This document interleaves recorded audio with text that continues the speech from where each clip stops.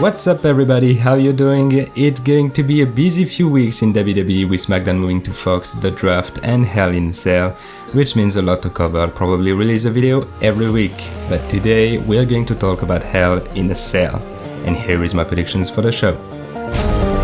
First off, for the United States Championship, I pick AJ Styles versus Rey Mysterio. With Styles' victory over Cedric Alexander at Clash of Champions, I think it's pretty safe to say AJ is going to enter a new storyline. The thing is, right now I don't see anyone, at least on the Raw side, that could legitimately challenge the Phenomenal One except Rey Mysterio. By the way, correct me if I'm wrong, but I think it will be the first time they face each other in a one-on-one match in WWE, and man, isn't that looking like a dream match. And it might actually happen at Hell in a Cell. So, let's hope it will. Next match, I'm going to pick Shane McMahon versus Kevin Owens. However, that wasn't my initial thoughts. I didn't think the feud between McMahon and Owens would continue after that Kevin was fired, but everything changed during the last SmackDown. The feud is clearly far from over. Kevin is definitely not going to NXT, and now another match between them with a stipulation like an unsanctioned match seems highly possible.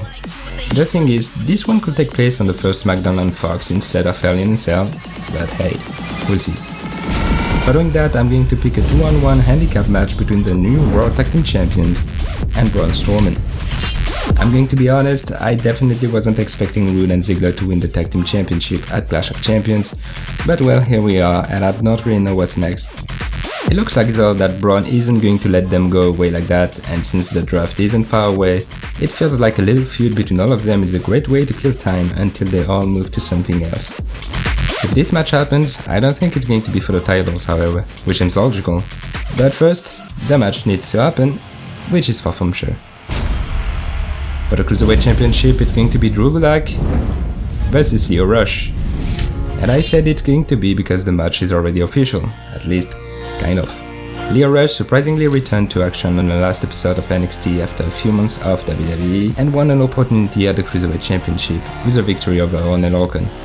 Now the question is, when is this match going to happen? It could be on the first episode of SmackDown on Fox or even 205 Live, but Hell in a Cell seems more plausible. Then I'm going to pick the new King of the Ring, Baron Corbin versus Chad Gable.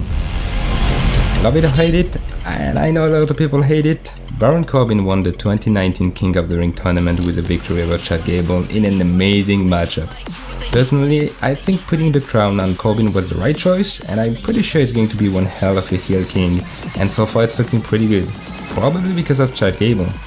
His King of the Ring tournament run was awesome, and the finals against Corbin was honestly one of the best matchups I've seen recently, and hopefully we're going to witness another one between them.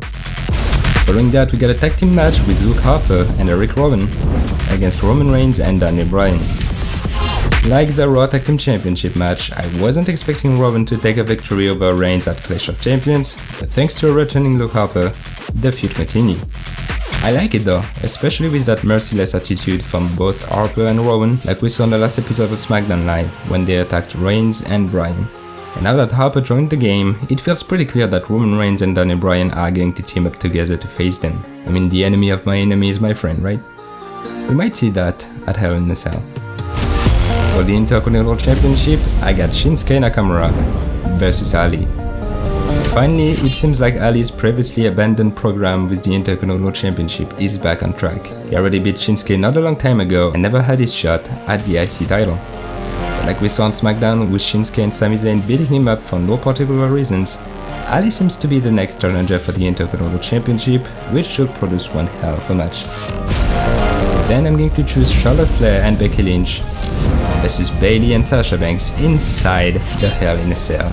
Winner takes all. And I think it's going to be my bold prediction of the night, because officially Becky Lynch versus Sasha Banks inside the Hell in a Cell has been confirmed, and we're definitely going to have Bayley versus Charlotte as well. But with everyone putting their noses in each other's business, putting all 4 WWE horsewomen inside the Hell in a Cell and making it a winner takes all just like Extreme Rules would, I think, be a freaking good idea. For now, the probability for that to happen is pretty low, but who knows. Now for the WWE Championship, I pick Brock Lesnar versus Kofi Kingston. Well, first of all, as you can see, the title is on Brock Lesnar and not Kofi Kingston. But why? Lesnar made a surprising return and challenged Kofi for a championship match for the grand debut of SmackDown on Fox the October 4th, which is 2 days before the Hell in a Cell pay-per-view. That leaves us with some questions.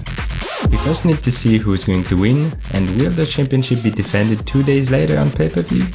Because with that situation, the WWE Championship might actually be missing from Hell in a Cell. For now, I see Lesnar winning on SmackDown and defending on Hell in a Cell against the previous champ, but it's hard to tell. And finally, the main event for the Universal Championship is going to be Seth Rollins versus Bray Wyatt. Well, the match is already official, so there is not a lot to say about this one. I just enjoy the fact that WWE is apparently letting full creative control to Bray Wyatt's new character, because so far, The Fiend is the most interesting persona in WWE. He's clearly in another league. Now that he's going to face the Universal Champion inside Hell in a Cell, I just can't wait to see how this one is going to unfold, because this match is definitely made for Bray Wyatt. And that's going to settle my card predictions for Hell in a Cell. Tell me what you think about it, and don't forget to give me your predictions down in the comments below. Thanks everyone for watching. As always, please remember to share, like and subscribe, and you can also follow me on Facebook, Twitter and Instagram if you want. I'll be back next week, probably to talk about the upcoming 2019 draft. And if you don't wanna miss it, click beside the subscribe button and ring the bell.